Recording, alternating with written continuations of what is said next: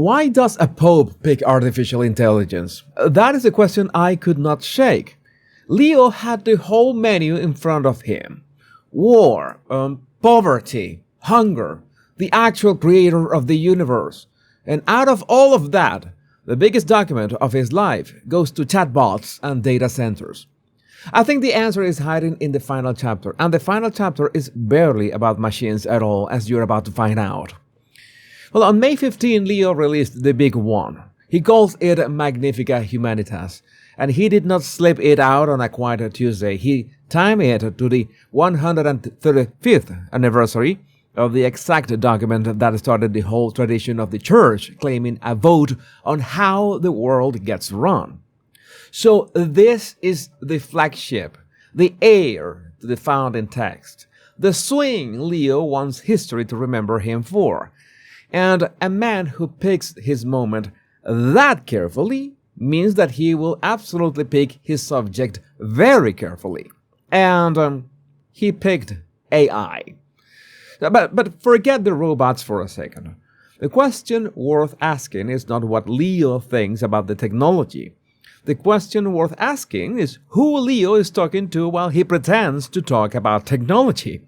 Because this is how he sets the scene. Leo says, technological power has gone private. The people building AI now sit on more money and more rich than most governments on Earth. And then he claims that, in the digital world, the highest authority is no longer the state. It is the companies. It is the platforms. So far, fair enough. But then Leo hands the church a job. He says that somebody has to step in and start naming the new monopolies of AI. Naming names. And he wants to disarm AI as well. Pull it straight out of the race for what he calls geopolitical and commercial dominance. So let's think about that for a moment. A 2,000-year-old institution just filed paperwork for a seat at the table where the future of computing power gets carved up. The man wants the whistle. Leo wants to referee the single most valuable game on the planet. And he also called data the new rare earths of power. I repeat, the new rare earths of power. A man in white robes, reaching for the exact phrase a mining executive would use on an earnings call. It sounds less like the Holy Spirit moving through him and more like he asked a machine to generate the most artificial sentence a human being could possibly say about, artificial intelligence. Because Leo does not stop there. He says whoever controls the population's health data and genetic data holds leverage over the future. They get to decide who receives medicine first, who receives investment first, who gets protected first. He calls it a new colonialism, data colonialism, and he traces it all the way down to the floor of the supply chain, down to the children crushing ore in pits so the rare earths keep flowing. So that, his words again, the computational flow may continue uninterrupted.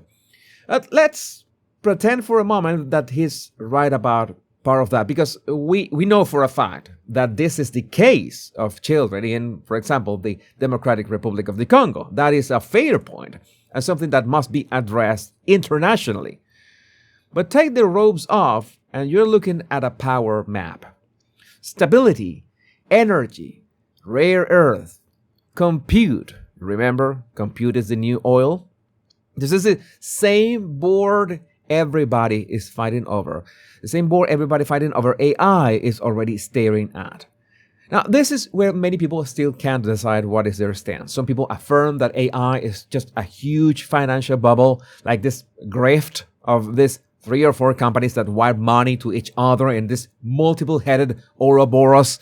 And others think that AI simply doesn't work and the risks are an overstatement. Some claim that it is never going to take human jobs, and some say that it is going to render a huge chunk of jobs obsolete. So yeah, at the moment, there's a lot of opinions about that. And in the middle of all that confusion, look who shows up. The co-founder of Anthropic, the company behind Claude AI, stood on a stage inside the Vatican and personally helped Leo present his encyclical to the world. A pope unveiling the biggest document of his life, and seated right there in the row of cardinals, an AI executive. That is a lovely little coincidence. It's not that Anthropic wanted the marketing. No, can't be that. But look at why that company in particular wanted a moral halo this badly right now. Not long ago, Trump canceled Anthropic's $200 million Pentagon contract and labeled the whole company a supply chain risk, which locked them out of working for the US government. OpenAI walked right in and signed a defense deal while Anthropic was busy walking away from one. So the lab that refused to build for the military went and found itself a new platform. Not the Pentagon, but the Vatican. And their co-founder stood in that holy room and said, the industry needs people who are not chasing the money to be its conscience. And that was said by a billionaire about his own product from a stage next to the Pope. That is a billboard in the middle of Times Square that money cannot buy. So keep that company in the back of your head, because the final chapter is about to explain exactly why the Pope wanted them standing next to him. Now, when we arrive at the final chapter forgets all about the machines. All of a sudden, it is about war, and it is about power. And you're in the Power Pundit, so it is our topic here. Leo declares the old idea of a just war outdated, done, off the table.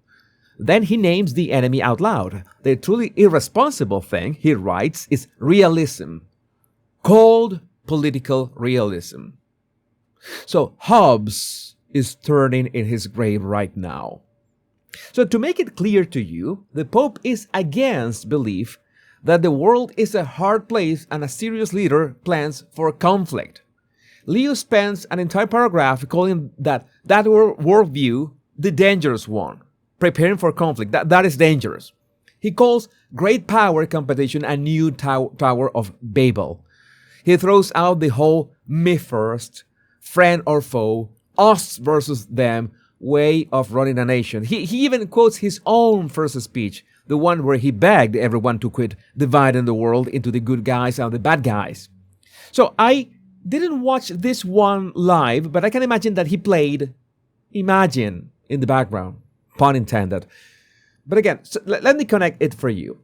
A document about technology and a finale that grades a foreign policy. There is exactly one man on earth who is the me first guy and the good guys versus bad guys guy and the cold realism guy all at the same time. And Leo circles that man for an entire chapter without ever once typing his name. But you know who it is, right? You know who Leo was talking about. So the most powerful religious institution on the planet had every kind of human suffering on the table to write about, and it spent its biggest document in a generation circling the method of one single president.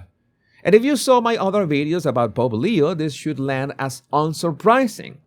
Leo calls realism irresponsible from a marble desk in Rome, while realism is the one thing keeping a lid on the fires that are actually burning right now.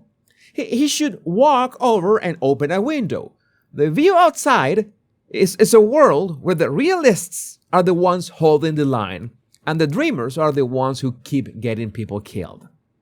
But while the Pope plays referee, the men he is refereeing made their real moves this week, and not one of them is about conscience.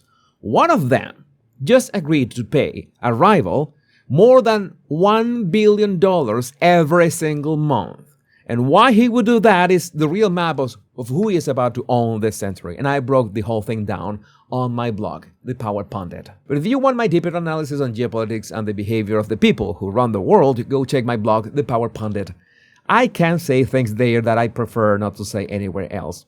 Link in the description, and share this video with your family and friends so they know what's really going on.